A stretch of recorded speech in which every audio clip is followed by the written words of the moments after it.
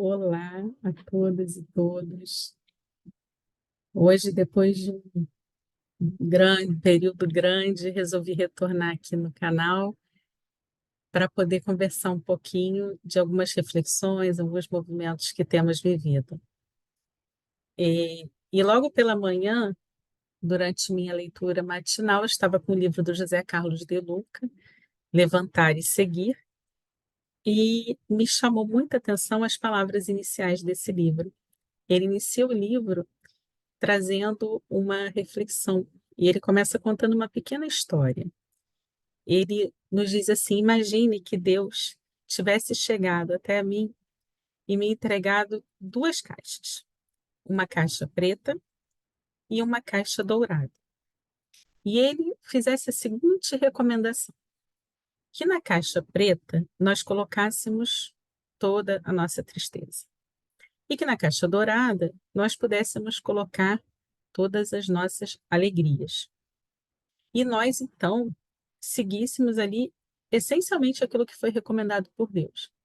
E pouco a pouco começássemos a colocar dentro da caixa preta as tristezas e dentro da caixa dourada as alegrias. E aí, depois de algum tempo, a gente segura a caixa e a gente tem uma surpresa. Quando a gente segura a caixa dourada, a caixa está pesada, muito pesada. E quando a gente segura a caixa preta, a caixa está leve, não tem nada. Como que isso é possível se a nossa vida também tem tristezas? Se nós também colocamos tristezas ali dentro daquela caixa.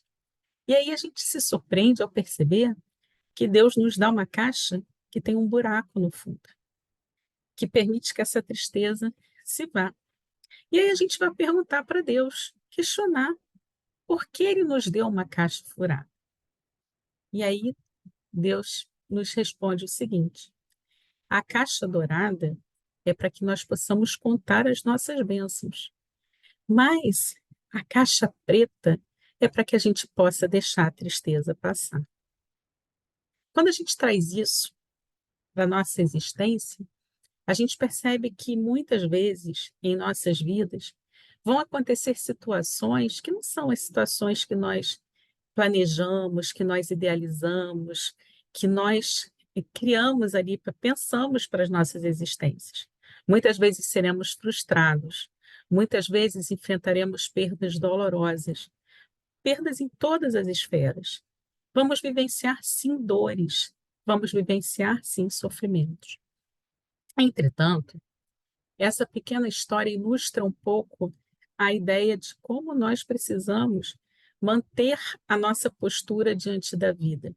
É claro que nós vamos precisar enfrentar a vida com lucidez, encarar as situações desafiadoras da vida. Mas é importante que nós saibamos como olhar para esses momentos e as situações de tristeza. E é um trabalho que ele é um trabalho do coração, ele não é da mente. Porque em nossas memórias, esses momentos desafiadores, eles sempre permanecerão. As lembranças estarão sempre ali.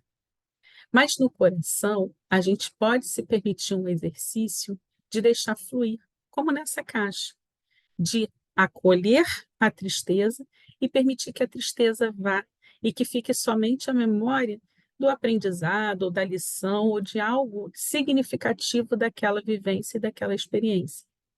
E essa é a diferença. Muitas pessoas, diante de uma perda, de uma frustração, acabam ficando tão aprisionados à dor e ao sofrimento que não conseguem reerguer, que não conseguem levantar, que não conseguem seguir, que estacionam-se ali diante da sombra, da dor, e não conseguem caminhar. Então, quando Jesus chega e nos recomenda levantar e seguir, é no sentido de que sim, a experiência está ali, aquela marca vai ficar para sempre em nós, mas que nós possamos usar aquela marca como motivo de renovação, para auxiliar outras pessoas que também passam por aquilo, para nos ampararmos, para estarmos juntos, para nos acolhermos. Esse é o sentido, é essa a mensagem que nos é passada. Então, que nós possamos entender, né, e buscar olhar para as nossas vidas, valorizando muito mais as bênçãos que temos. Muitos de nós acordamos pela manhã com aquela ideia assim: ah, Nossa, mais um dia, que peso, né? A gente já coloca todo um peso no nosso dia com essa energia que a gente coloca na manhã, enquanto a gente deveria acordar e agradecer pelo ar que a gente tem para respirar, pelo corpo físico que nós temos, pela nossa vida, pelo simples fato de podermos abrir os olhos amanhã e termos a possibilidade de escrever um novo capítulo na nossa história.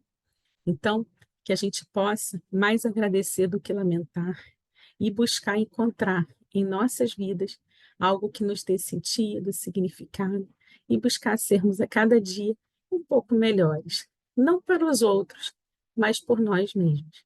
Muita paz para todos. Que Deus nos abençoe sempre.